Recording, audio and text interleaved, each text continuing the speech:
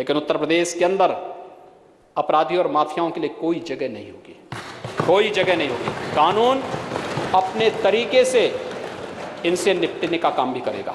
और मैं इसीलिए पूछना चाहता हूं कि भाई आप पूछें अपने नेताओं से, राष्ट्रीय नेतृत्व से पूछिए कि उत्तर प्रदेश का गुनाहगार पंजाब में क्यों शरण पाया हुआ है। पूछ तो लीजिए एक बार। प्रदेश में बहुत सारे नए कार्य भी हुए हैं, जिसमें एक यहां पे अगर आप देखेंगे गैंगस्टर अधिनियम के अंतर्गत 12,032 अभियोग पंजीकृत किए गए हैं और 37,511 अभियुक्त भी गिरफ्तार हुए हैं। लगभग 1,000 करोड़ रुपए की संपत्ति जब्त की गई है या ध्वस्तीकरण का कार्य भी संपन्न हुआ है। जिन माफिया और अपराधियों को पहले सत्ता अपने बगल में बिठा करके गौरव की अनुभूति करती थी और प्रदेश के माहौल को डरावना बनाती थी, उसी मुझे लगता है वही चित्र उन बच्चों, 2.5 साल के बच्चे के मन में होगा जो टोपी पहन करके कहता है अरे साहब मम्मी गुंडा, इस प्रकार के शब्दों का इस्तेमाल करता है। वह भयावह दृश्य रहा होगा, आज का भी है सबके सामने, हर व्यक्ति देख रहा है आज क्या स्थिति है।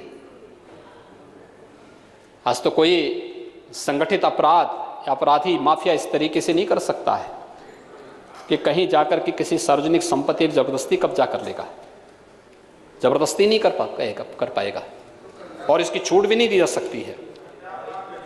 ये कार्यक्रम इसी रूप में हो रहे हैं, लेकिन मैं जानना चाहूंगा इन दलों से कि उन माफियाओं के साथ रिश्ते क्या हैं, इन लोगों के क्यों बचाने का प्रयास कर रहे हैं। थोड़ा अपने नेतृत्व से पूछ लिया करिए कि भाई क्या रिश्तेदारी निभानी है। जनता पूछना चाहती है, उत्तर प्रदेश की 24 करोड़ जनता पूछना चाहती है लोगों से, इन अपराधियों के प्रति, इन माफियाओं के प्रति किस प्रकार की दरियादिली, अरे दरियादिली दिखाने उत्तर प्रदेश की जनता के साथ दिखाओ ने। 24 करोड़ की जनता है, जो जनता सम्मान दी है, बार बार बार बार एक परिवार को उत्तर प्रदेश के अंदर आगे बढ़ाने में योगदान देती रही है, लेकिन उनके प्रति क्या भाव हैं हर व्यक्ति देख सकता है। आज भी सुप्रीम कोर्ट में एक मामला लगा हुआ था, क्या स्थिति है ये। सरेआम एक माफिया और एक अपराधी को संरक्षण देने का काम हो रहा है, ये क्या तरीका है। लेकिन उत्तर प्रदेश के अंदर अपराधी और माफियाओं के लिए कोई जगह नहीं होगी, कोई जगह नहीं होगी। कानून अपने तरीके से इनसे निपटने का काम भी करेगा। अगर किसी ने किसी गरीब, किसी मजबूर, किसी नागरिक, किसी किसान और किसी व्यापारी का अपहरण या उससे जबरन चौध वसूलने का प्रयास किया, फिर तय कर लें कि उनको कहां रहना है। उत्तर प्रदेश में हम लोग इसकी कोई छूट नहीं दे सकते, किसी भी स्थिति में नहीं देंगे। उत्तर प्रदेश के अंदर ये चीजें नहीं हो पाएंगे।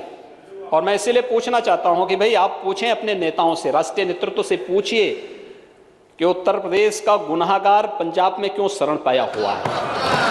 पूछ तो लीजिए एक बार।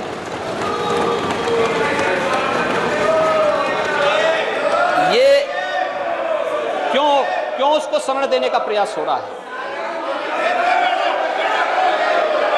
ये क्या हो रहा है, ये सब क्या है और कैसे, यानी कोई क्या कर रहा है। हाँ, हाथरस में भी आ रहे हैं हम लोग, हाथरस में भी आ रहे हैं, चिंता मत करो। कहां से साजिशें हुई थी, अभी आपने बवाल वाले उसमें देखा होगा कि किस तरीके से जो है देश की छवि को और भारत की आस्था पर प्रहार करने का प्रयास हो रहा था एक वेब सीरीज के माध्यम से। FIR लॉन्च होकर के कार्रवाई जब प्रारंभ हो चुकी है, सबको अपनी नानी याद आ रही है। अब आस्था के साथ खिलवाड़ करेंगे, उत्तर प्रदेश इसको स्वीकार नहीं करेगा। आस्था के साथ खिलवाड़ हम स्वीकार नहीं करेंगे। किसी अपराधी और किसी माफिया का संरक्षण देना उसके हर कुकृत्यों में शामिल होने जैसा है। और उत्तर प्रदेश की जनता यही पूछना चाहती है कांग्रेस पार्टी से, यही जवाब पूछना चाहती है कि इसका मतलब इसके हमारे एक विधायक की हत्या हुई थी, 7-7 लोग एक साथ मारे गए, और उस सबके बावजूद भी, इसके बाद भी ये लोग नैतिकता का लवादा ओढ़ करके देश के सामने आते हैं, इस प्रकार की स्थितियां पैदा करने का प्रयास करते हैं, और न्यायालय के कार्य में हर प्रकार से हस्तक्षेप करने का प्रयास किया जा रहा है। महोदय, ये चीजें कहां ले जाएगी व्यवस्था को, राजनीतिक दलों को कहां खड़ा कर रही है? और ये इन सब को लेकर के, और इसीलिए जो कार्रवाई हो रही है, इसी आधार पर हो रही है